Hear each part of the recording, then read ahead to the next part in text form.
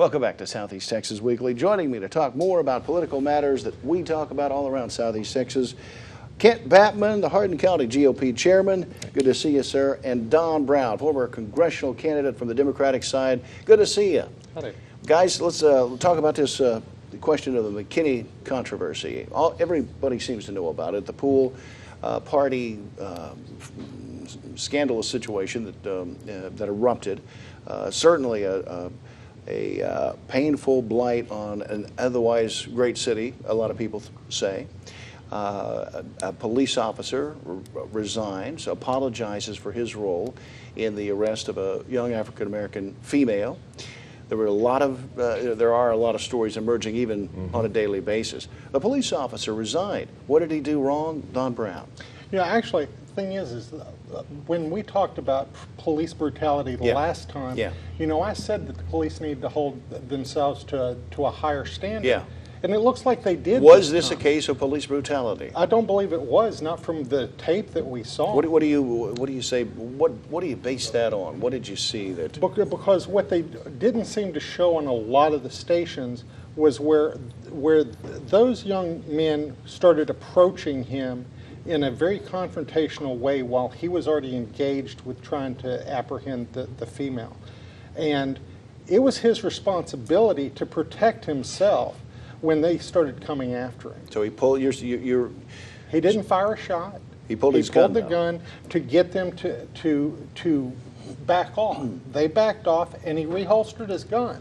Do you think that there has been some misinformation generated? I think anytime you have a whole lot of citizens with cameras instead of professionals like yourself, you're going to get some bad information. Or even. Because even if we took the videotape and you take a 7-minute slice out of the middle of a 30-minute confrontation, you know, there's the potential for error in what you're seeing.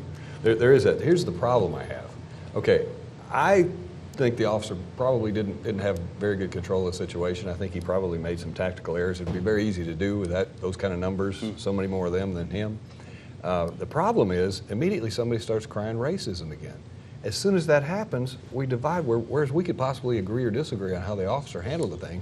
Race wasn't a part of that. Reports I saw implied. The funny thing is that it was actually it was a white guy that was initially approaching him. Well, I saw reports that implied that both the teenagers that tried to break into the pool were both African American and white, and possibly Latino for all I know, and that there was an additional arrest, not just the teenage African-American girl, but also another Caucasian female arrested in that situation. So, you know, how is it that race becomes, you know, the immediate, you know, crucible that we talk about immediately after well, now you've hit on it, Kevin. It's because we have a president that's all he ever sees. That's the only thing he ever sees is race, and so that's all we talk about. Could the president not do more to find a common ground on these questions of race?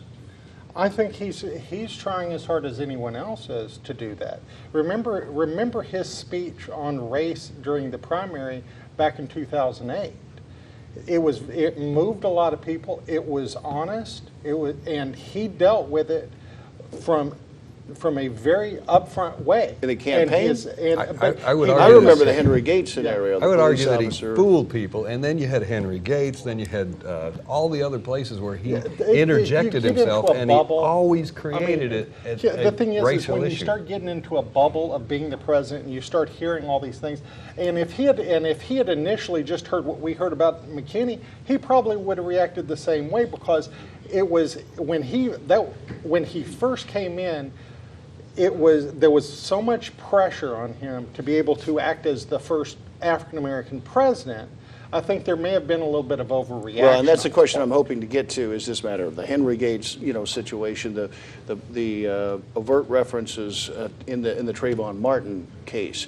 You're satisfied that this president has done what he can to heal this nation in terms of building racial reconciliation. What that guy did, the guy shot a kid who had, was it Skittles, It You know? doesn't. It doesn't I mean, really he matter. had He was no found. business- He was but found He was innocent. not broken. But that just because he was found not guilty, he was not found innocent. Right. And Okay? a statesman doesn't have to interject before the facts are in. That's the difference between this president and a true statesman as a president. And frankly, it makes you wonder about the media as well. When the media interacts and inserts both itself sides in do these, that. because that Yeah. too can be problematic. We return in just a couple of moments with a whole new set of great folks here to talk about politics, maybe even the McKinney situation. Stay close.